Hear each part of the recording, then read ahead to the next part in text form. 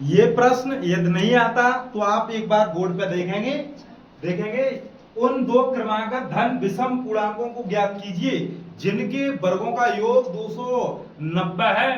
तो ये प्रश्न अक्सर बोर्ड एग्जाम में पूछे ही जाते हैं और ये देखना पूछा जा चुका है, ये प्रीवियस ईयर क्वेश्चन है। देखना उत्तर प्रदेश 2022 बोर्ड एग्जाम में पूछा जा चुका है।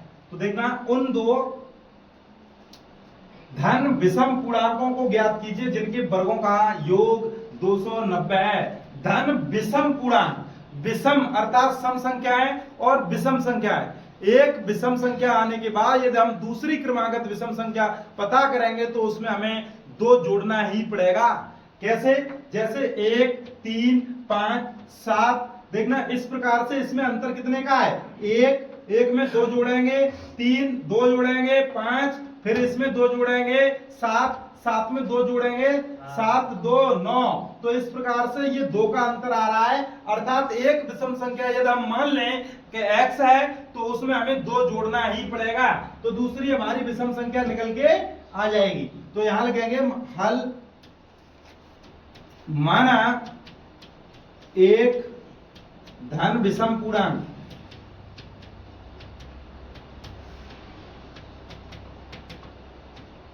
बराबर x। तो दूसरा क्रमागत विषम संख्या, देखना दूसरी क्रमागत विषम पूर्णांक x प्लस 2। तो इस प्रकार से हमने ये ज्ञात कर लिया। अब ये क्या करें?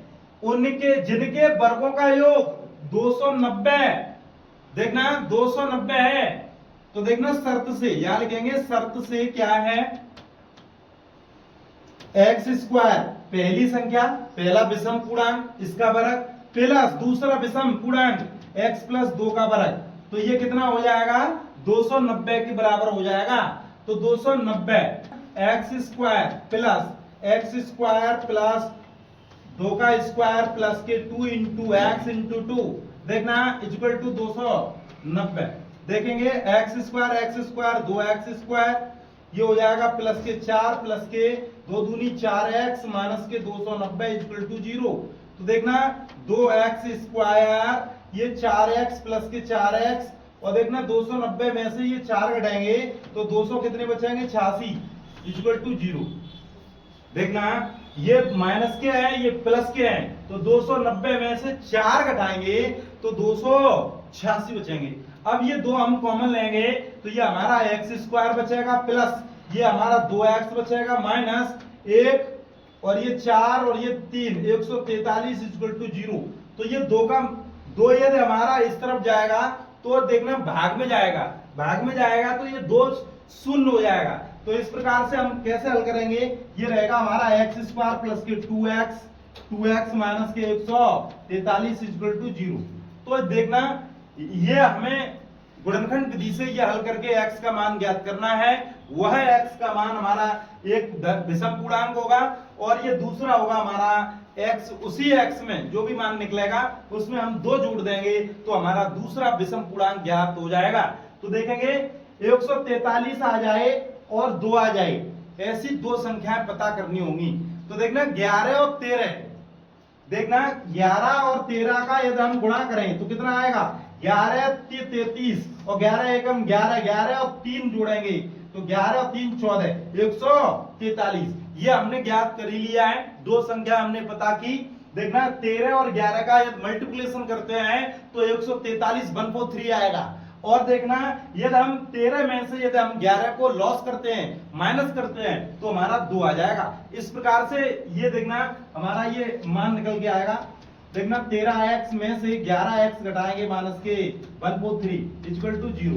देखना इसमें से हम कॉमन लेंगे x और x प्लस 13 माइनस के 11 तो x मानेंगे प्लस के 13 इक्वल टू 0। तो देखेंगे x प्लस 13 कॉमन लेंगे, x प्लस 13 और ये हो जाएगा x माइनस 11 इक्वल टू 0। तो देखना x प्लस 13 ये उस तरफ जाएगा तो ये 0 हो जाएगा, x माइनस 11 बराबर 0, तो x का मान हमारा 11 आएगा। और एक x प्लस 13 यदि हम 0 के बराबर करते हैं तो x का मान माइनस के 13 आएगा, जो कि ये हम इसे हम मान्य नहीं करेंगे। x का मान 11, तो हमारा एक पूर्णांक क्या होगा, एक विषम पूर्णांक, एक विषम पूर्णांक होगा हमारा 11। दूसरा क्रमागत विषम पूर्णांक बराबर 13 हो जाएगा। तो इस प्रकार से हमने ये प्रश्न हल किया है। यदि आपको ये समझ में आया हो, यदि अच्छा लगा हो, तो अपने दोस्तों को ये वीडियो अवश्य शेयर करें और ज्यादा से ज्यादा एमएससी क्लास से जुड़ें। धन्यवाद।